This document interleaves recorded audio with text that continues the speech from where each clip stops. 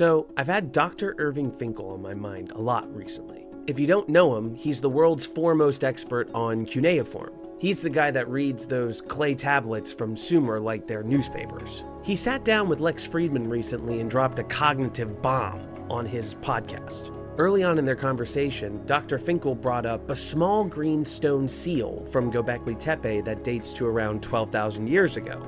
And essentially he said, this is writing. Now, the standard understanding of writing and its history dates us all the way back to around 5,000 years ago in Sumer. And this was done to track grain and taxes, and they were extremely diligent at doing that. But Finkel is seeing these three little symbols on the bottom of that flat stone seal and seeing a totally different message. Do you think it's possible we might find much older I do. cuneiform type tablets? Well, or pictographic type tablets before the cuneiform, when they're drawing type. And I'll tell you why. Because there's this marvelous site in Turkey called Göbekli Tepe. Oh, yeah. You know about Göbekli Yes, Tepe? of Well, course. everybody knows about the buildings and the architecture and the sculpture. Everybody knows about it. If you go all the way through the photographs, which the archaeologists unwisely put online, you'll find in the middle of one colour plate with lots of other things, a round green stone like a scarab from Egypt. That's to say, it has an arched back and a flat bottom. And on the flat bottom, there are hieroglyphic signs carved in the stone. Right? No one said anything about it at all.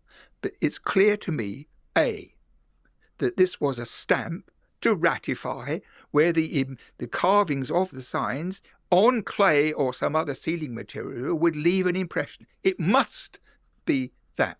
So this is about 9,000 BC.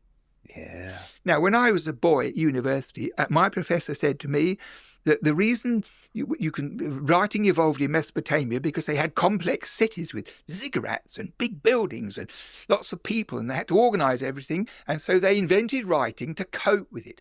Well, if they had to cope with that in Sumer in 3000 BC, they sure as hell had to do it at Göbekli Tepe, because they've hardly even begun to finish excavating the sites of Göbekli Tepe. They go on like Manchester and Newcastle United. And really, the old rule would be you could not have architecture like that planned and built according to principle with all the different people. You couldn't have that without writing in southern Iraq. So how come suddenly, 7,000 years earlier, they do it there? And that green stone shows that they had writing. Finkel is looking at those symbols and he's seeing a signature. He's inferring the Niagara Falls of an entire writing system from a single raindrop. And it got me thinking. If he's right, then the 10,000 years before Gobekli Tepe wasn't just a long wait for history to begin. It was a 10,000 year conversation. What's going on, you guys? I'm Isaac Hubbell. I'm an anthropologist and a researcher, and today we're going to trace a butterfly effect that began 19,000 years ago at a site that we should all be pretty familiar with at this point called Ohalo II. And if you haven't seen our episode on Ohalo II yet, you might want to check that out right here before watching further in this video. But we're going to see how a seemingly innocent flap of our wings, settling down just a little bit, has sent us on a trajectory toward the stars. We're going to track the stone hills through the last glacial maximum and in through the cold snap of the Younger Dryas. And hopefully along the way, we'll all be able to see that human cognition wasn't just surviving through these climactic upheavals. In fact, our cognition was actually compounding. We weren't just becoming civilized. We may have also been documenting the process as we went along. Now, most people think that the Neolithic revolution was like a light switch. It was off and then it was flipped on. But 23,000 years ago, that light switch was actually already flickering. Let's go look at the Ohalo II civilization again real quick in the Levant. While vast swaths of the world were a frozen wasteland, people here were living in brush huts by the Sea of Galilee year-round. And they weren't just wandering, they had that partial sedentism. And in fact, they were collecting tens of thousands of different species of plant. This is that innocent flapping. The moment you stay in one place, your knowledge stops being a survival kit and turns into an archive. Now we move forward to around 19,400 years ago. At Karane 4 in Jordan, Research by Dr. Mayer in 2012 shows us these large-scale aggregation sites. People were coming together by the thousands. Archaeologists found huts where, upon leaving, they didn't just walk away. They performed a form of ritual closing. They burned the huts and placed caches of thousands of marine shells inside. This is external symbolic storage, and one might ask if they were leaving messages for the future. The Karahan people in this area were carrying the torch from the Ohalo II people and increasing their cultural sophistication. And as we move over to the east, another culture was persisting as well. At the same time as the Karahan culture, in the Zagros Mountains of Iraq and Iran, the Zarzian culture was mastering all kinds of heights. Archaeologist Eleni Asudi's 2020 research shows us new dates at Pelagara Cave. Her research is showing us that even post the Heinrich I event, these people in the Zagros Mountains were able to thrive. The Heinrich I event, which lasted from between 16,800 to around 14,700 years ago, was a period of extreme cooling. It occurred just before the boiling Alaroid period. The Heinrich I event was a time when massive icebergs were crashing into the sea and were melting, and as that process occurred, it caused cooling around the globe and aridity in the Levant, putting pressures on people living in the entire Middle East. These people weren't fleeing. They were what we would call high-grading hunters. They would track onagers and wild goats and aurochs all throughout the Zagros Mountains. And what's really wild is during this period, we know that they were trading obsidian all the way up with cultures in the Lake Van region and down in lower regions of Iraq.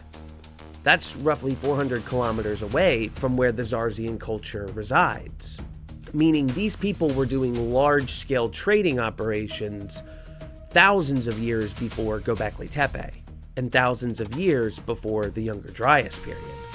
Think about that. 16,000 years ago, during the boiling Alaroid warming, you have the Levant and the Zagros, two totally different cultures connected by trade. They had to talk. They had to negotiate. The cognitive hardware was already there. They just needed a reason to turn that art into data. Then comes the Golden Age. Around 14,500 years ago, the world warms up.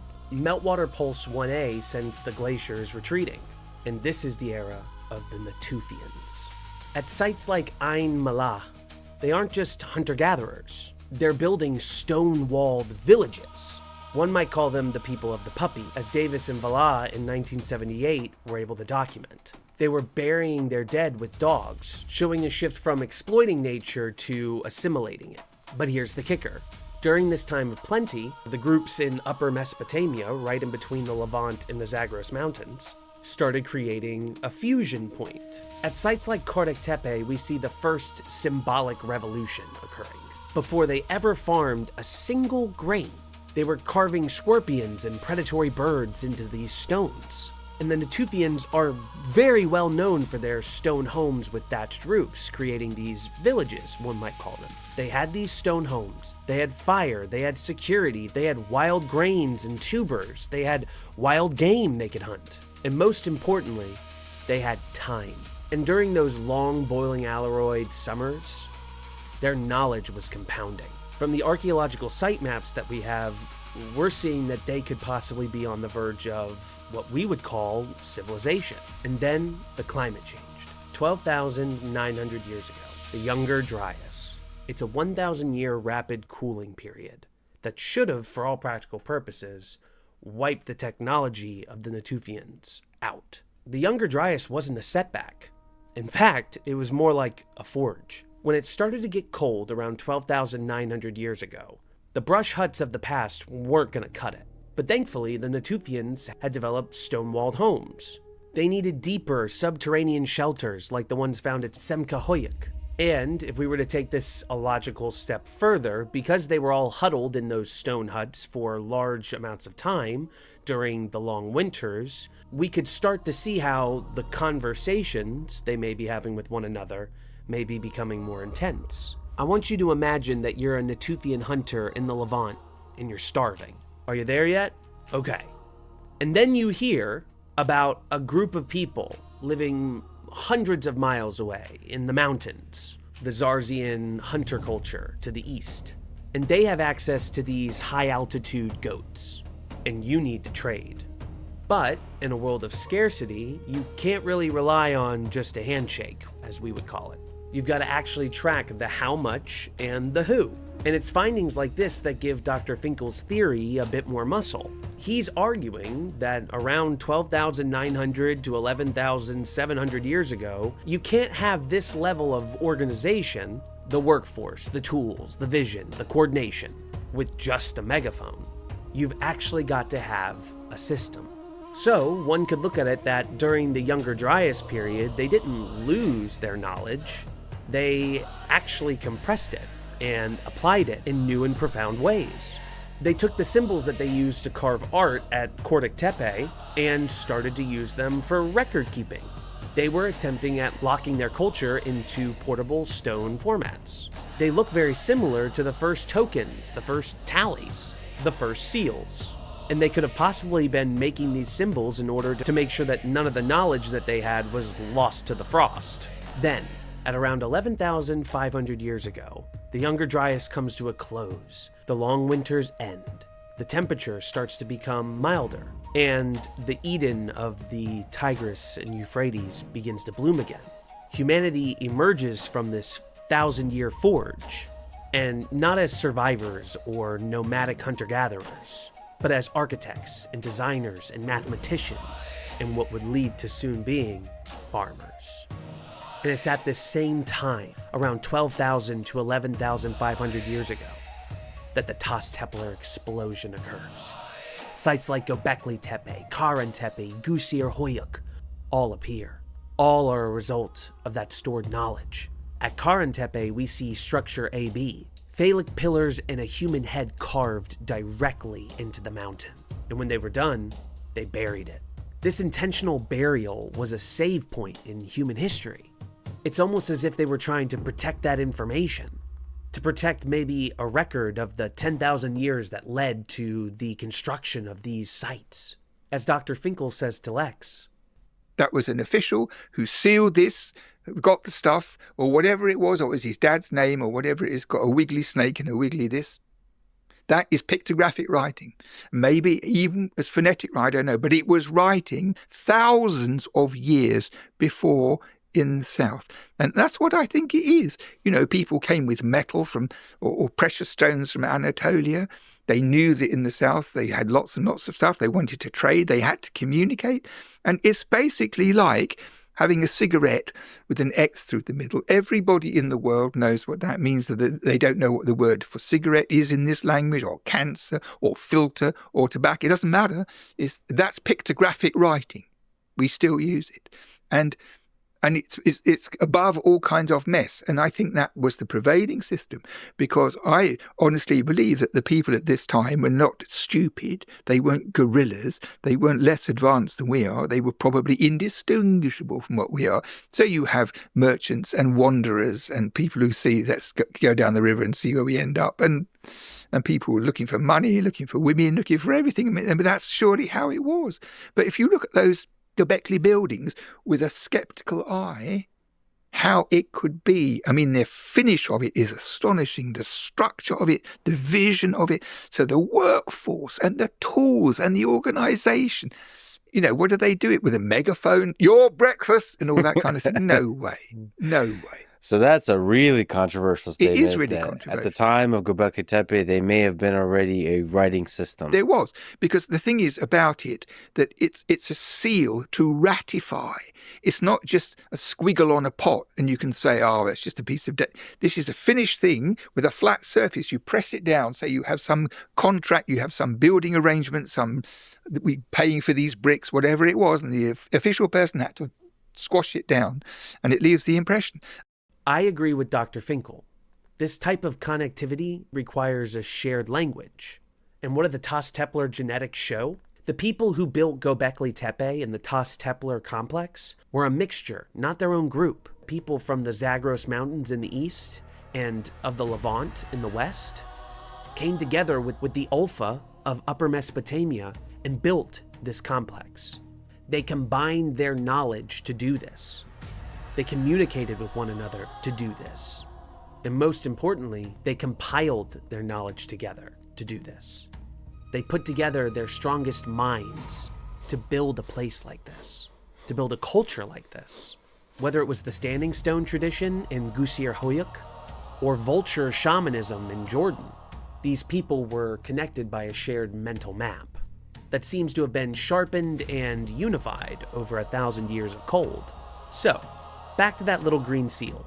If we look at the 10,000 years that spanned between Ohalo II to Gobekli Tepe, we see a species that's constantly inventing new ways to keep its head above the waters of entropy. Whether we're looking at the notched batons of Halan Kami, or those world-famous vulture stones at Gobekli Tepe in the north, or the shamanic rituals of Site 16 of Wadi Fanan in the south. Finkel isn't a rogue. He's just applying that Sherlock Holmes logic to humanity. I mean, I'm a great believer in Sherlock Holmes as a teaching system for intelligence and rationality and logic and thinking. I read those stories 1,000,000 times when I was a kid. And the thing about them, one of the things which impresses me most of all was this point, quoted by Holmes, not original to him, that it is theoretically possible to infer the Niagara Falls from a raindrop. That's a powerful statement. It's a powerful statement. Well, that seal from Göbekli Tepe is a raindrop from which I infer writing.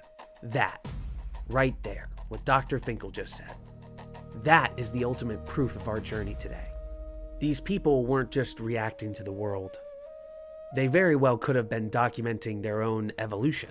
And Dr. Finkel seems to agree with us here that cognition didn't just happen at the end of the Younger Dryas. It very well could have been the engine that got us through the ice and helped us create these immense structures at its end.